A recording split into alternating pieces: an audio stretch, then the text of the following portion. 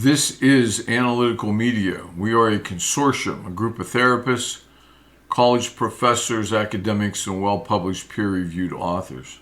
Today we have an Ask the Therapist question. And basically what this is, I'm going to go over it for you in detail, but basically it's about a divorced father with two sons, age 12 and 9. And he's gotten divorced through no fault of his own, or at least the initiation of the divorce was his wife's. And his youngest son does not like him dating and potentially marrying the woman that he's with now that he's begun to date. I'm going to stop as I read this to make points rather than read the whole thing. I'm going to make points as I go along.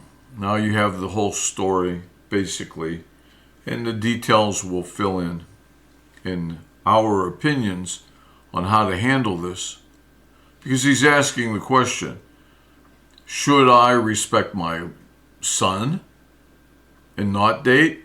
Or is it okay for me to date and my son has to get used to my dating? Should I wait until my children are mature and accepting, or go ahead and do it now? That's the basic question. That's how you should look at this, and I'm going to read it to you now. I am a divorced father of two sons, ages 12 and 9. I got married right out of college. I fully expected it to last forever. While I wasn't perfect, the divorce stemmed from my ex-wife's decision to pursue a career that took her away from the family, leading to irreconcilable differences. She's been living with her new partner for a couple of years, and they got engaged recently, which has brought up a mix of feelings for my boys and me. Even with the pain, I'm focused on keeping things amicable for co-parenting. We split custody evenly, and I value how involved she remains as a mom. Her fiancé is good to my sons, but merging our separate lives comes with its hurdles. He has two kids from a previous relationship. Both are preteens. About a year ago, I decided I was open to dating, and I've been in a great relationship with an amazing woman for 5 months. We connect on core beliefs, and unlike my ex, she shares my religious background. She's divorced with no children of her own, but she's patient with my boys and excited about the idea of stepping into a blended family role. I truly envision building a life with her. So, his ex-wife is in a relationship with a man and has been for a couple of years. He has waited and has gotten himself in a relationship with a woman. The woman has no children. He goes on to say the challenge is my younger son. He has a hard time accepting me moving on or the thought of remarriage. He's vocal about it, but he clams up whenever I bring up my girlfriend or suggest family time together. When she's over, he withdraws to his room. Otherwise, he expresses how upset it makes him. It stings because he gets along fine with his future stepfather. I refuse to badmouth their mother, but it seems unjust that her choices disrupted everything, and now I'm the one navigating everyone's emotions. I get where my son's coming from. Divorce shook his world early on, stripping away the stability of our original family. Now let's look at this all from a humanistic perspective. The man who's written this question has two children. One is unaccepting, the other one is okay with the dating. The mother is in a committed relationship now, and that man has children of his own. But both kids accept that. His father says, I get where my son's coming from. Divorce shook his world, shaking the stability of our original family. Yes, it's true. It's true for the mother who got divorced, the father who got divorced, the younger son and the older son. It shook their world, and it will. It'll shake all of their worlds. The father goes on to say, my son is scared of more changes. Still, I'm caught between respecting his need for consistency and chasing my own hope for partnership and joy. And it's true. The father has needs and desires. The son has needs and desires. Who's more important? Some of you would say the father's more important. The kid's going to have to accept it. Some of you would say the child's more important, and the father shouldn't have got divorced. He shouldn't have married that woman. His life is over until his child accepts the new woman, the new stepmother. That doesn't seem fair either. Who's more important? Some would say the father. In some families, the family revolves around the father. In other families, the family revolves around the mother. Who's more important? Whose feelings are more important? Whose participation in the relationship is most important? We're going to come from a slightly different perspective than many therapists would. We're going to tell you that everyone is equally important. The father is important, and so is the child. Let's look at this example. We have 3 children. We only have enough money for one pair of shoes, tennis shoes, that will be able to be used in the gym at the basketball court at school. We can only afford one pair of shoes this week, or perhaps ever. But you have 3 kids. Who's more important? Well, if they're all equal, then we need to look at circumstances. We need to look at who would benefit the most from those shoes. This sounds complicated, but it isn't. This is how many families operate. You have 3 kids, they all 3 need tennis shoes so they can take gym. But the one son, he wanted to go out for the basketball team. He's pretty good at basketball. So you have 3 kids that are equal importance to you. But the shoes would be more important to the one son than the other son. There could be other reasons why the shoes would be more important to son number 1 or 2 or 3, but that's irrelevant. We look at each circumstance and we decide where the most good will come. The most good will be produced by giving the shoes to whom? And that's the idea of equality, that those 3 kids are equal. Now, it's not like, well, automatically the older son gets the shoes because the older son's more important, or that the youngest son gets the shoes because obviously he's not as skilled and knowledgeable and would benefit more from gym class. It doesn't matter what your rationale is. No one is more important than the other. Now let's look at where the most good will come from. And the same thing is true in a situation with the father and the son who won't accept his girlfriend. And he's expecting marriage. He's expecting to marry this girl, this woman. Obviously, that's very important to him. Many of you would say my marriage is very important, or getting married is very important. Getting married is the stepway for me having my own children. It's the path. So, do we say to the father, no, your son is more important? No, we could look at who's going to benefit the most. And we could also look at who's going to be harmed the most.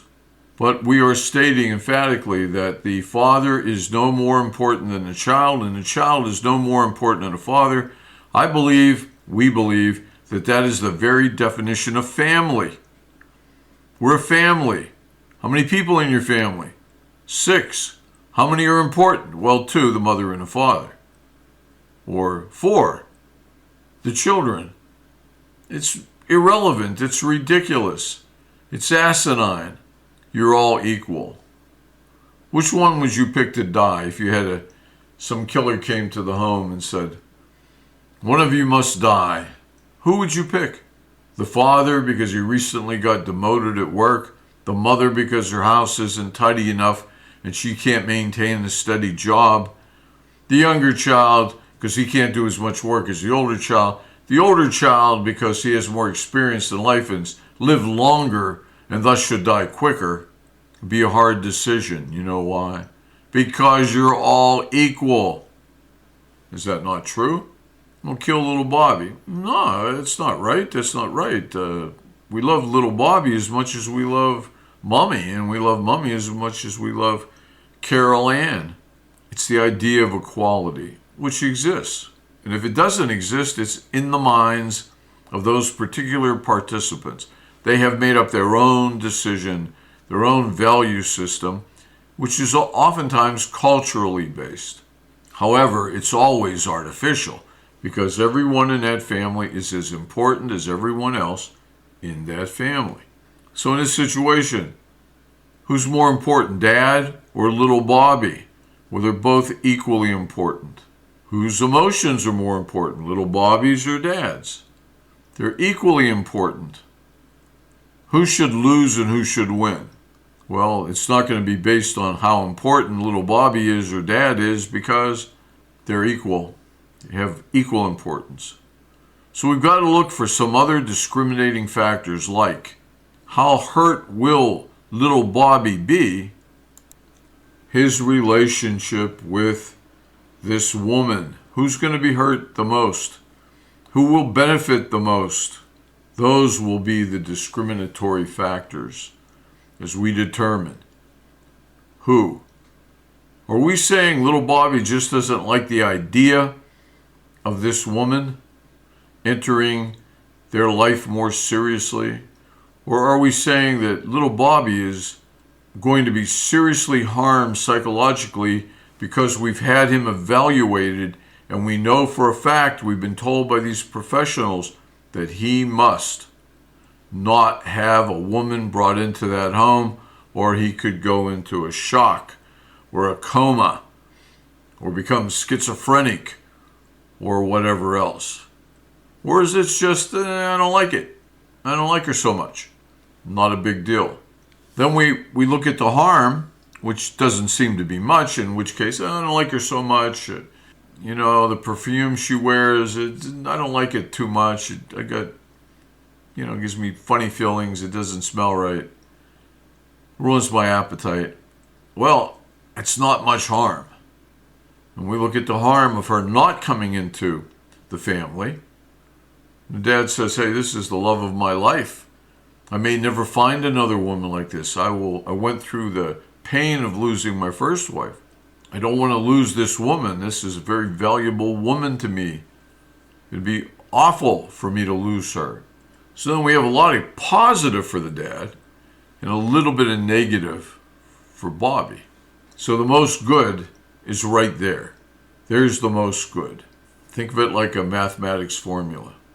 You take the good that dad's going to get, the 7, and the harm that's going to cause little Bobby, and that's a 1, and we subtract 1 from 7, we have 6. 6 good units. Now, on the other hand, what if this is just a girl for dad? Doesn't really want to get involved too much. He wants to bring her in his life, but so the good that she brings him is a 2. And little Bobby, he has nightmares over the idea of this woman coming into the family. He's been in therapy because of it. So bringing her in is a -10. So 2 and -10 leaves -8. So we don't bring her in. The harm of bringing her in greatly outweighs the good that it does for the father. It's a simple thing. It's a simple way to look at it. But it's the right way to look at it. Now let me go on with this a bit. He's scared of more changes, referring to little Bobby. Still, I'm caught between respecting his need for consistency and chasing my own hope for partnership and joy. I know kids from broken homes often feel overlooked, and I'm dedicated to validating my son's emotions. But I'm concerned that pausing my relationship could mean losing this special person. Should I keep pursuing this relationship and hope my son comes around in time? Or should I hold off until the boys are more mature, even if it jeopardizes my shot at love and fulfillment? None of what he's asking makes any sense. Not if you look at it this way. Should he keep pursuing the relationship and hope my son comes around? What if the son doesn't come around?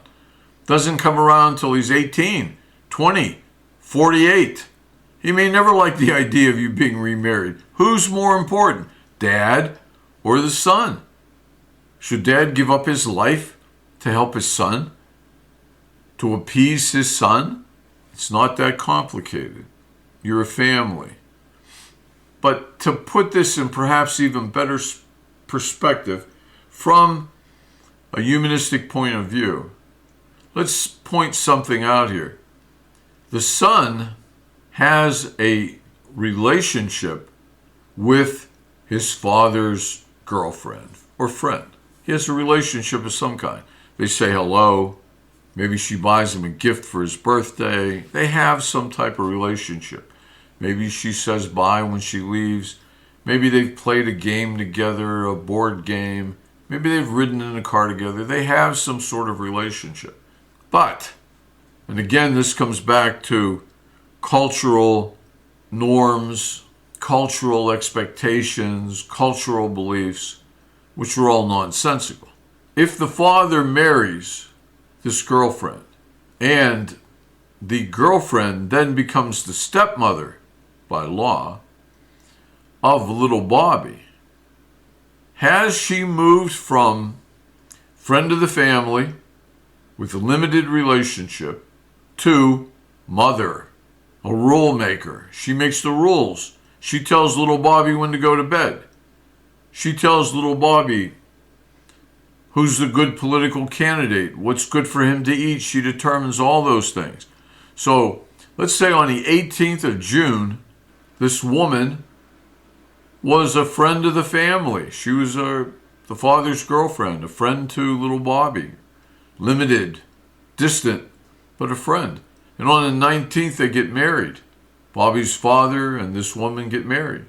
Did she suddenly become little Bobby's mother with the right to tell him when to go to bed?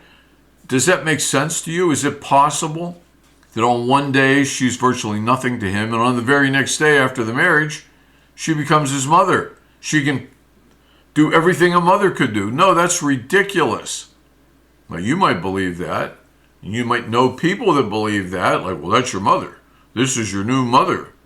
No, she's just still a friend of the family to Bobby. That's the truth. The whole relationship is between Bobby and his father. The father makes the rules. The father tells little Bobby what time to go to bed.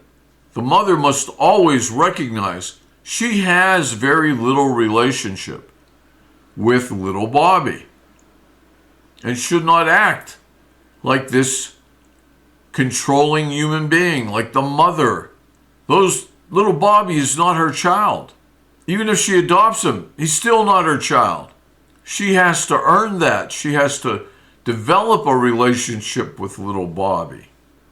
It won't happen overnight. And I believe that's the most that little Bobby is afraid of. The biggest thing, being controlled by a strange woman. Adopting her values, going to bed when she tells him to go to bed. Studying as often as she tells him to study. No, it doesn't work that way. And I'm sorry if you're a woman out there and you think that getting married suddenly is going to give you power over these children, you are mistaken. They will despise you for attempting to control them. Despise you. You got to become a friend and a better friend and a loved friend and a real parent. You have to earn that. I think every adoptive parent knows that. They have to earn the love of that child. They can't demand it. They can't expect it. They have to earn it every day. A little bit more and a little bit more. And at some point, a child's going to love the adoptive parents as much as he could possibly have loved perfect biological parents. We've talked about this type of approach when we talked about who should decide what movie we go to. You got the man, you got the woman, she wants to see movie A, you want to see movie B. How do you decide which one you go to? Do you just flip a coin? Well, that doesn't really work. Because what if we flip the coin, he wins the coin toss, and he gets to decide, and it doesn't matter all that much to him. But he does prefer racing movies to comedies, so he's going to go for the racing movie. On the other hand, the woman, she wanted to see this comedy. She's been waiting for it. She read about it. She's heard all the reviews. It's only going to be there this week as far as she knows. She really wants to go. It's critically important to her. And for the Now, the man that won the coin toss, it really doesn't matter that much to them. It really does not, but he did win fair and square, and he could have lost and had to sit through the comedy that he didn't want to see. It didn't matter much. So where do you think? What do you do here? You do the most good. Him seeing that car movie, it ain't that important. A little bit of good, maybe a 2. And his sitting through the comedy movie, well, that's not that bad either. It's like maybe a 0 or a 2, -2, okay? Now we look at her. Her seeing the comedy, how much good will that bring her? 25, 30, 40. And how much harm will it cause her to sit through the car movie? Well, quite a bit, because she really wants to see the other movie. She just notices that it's going to remind her constantly, I could be seeing this other movie. So you go where the greater good is, and the man should say to her, yeah, I won the toss, but I know you want to see that movie much more than I want to see my movie, so we're going to go to your movie. And what does that produce? Love. Self-sacrifice always strengthens a relationship. Now, in this case, little Bobby, he should be able to accept this woman becoming more and more a friend of the family. He does not have to accept her as his mother, and that should be made clear to him. This is Hope. This is Jessica. This is not your new mother. Little Bobby should respect Jessica as much as Jessica deserves to be respected. Don't look for simple cultural norms to determine how to pursue things in a relationship or a family. And if little Bobby is really being psychologically abused and tortured, then that has to be taken into consideration. But that is not the case. He just doesn't like her that much. He doesn't want her around much. But that could change very, very quickly. Could it not? Especially for a child. And if she is a good human being, he will come to respect her as long as he's a normal child. Just a normal child with the good and the bad and the ups and the downs. He will come to expect to be treated well, and he will be treated as well as he deserves to be treated. She's a good human being. He's a good child. Everything would work out. But the feelings of the child are no more important than the feelings of the father or the mother or the sister. And if that's a little hard for you to understand, let me put it to you this way, because this is something easy to understand. And you're going to hear this from almost every parent. We're saying that everyone in the family is equal. All 4 kids, 6 kids, 8 kids, 10 kids, 2 kids, and 2 parents. They're all equal. So let's forget the 2 parents for a moment, because you've heard parents say this to you, or you may have said it as a parent to other people. I have 3 kids. I love them all equally. 4 kids. I have no favorite. I love them all equally. 5 kids. I love them all equally. 10 kids. I love them all equally.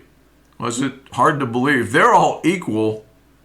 Is it hard to believe that the mother and father aren't also equal? It's a family.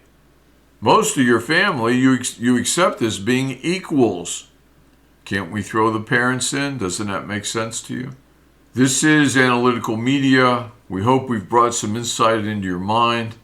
We hope we've given you something to think about, something to talk over with your friends perhaps, or with your husband or your wife, or your older kids perhaps.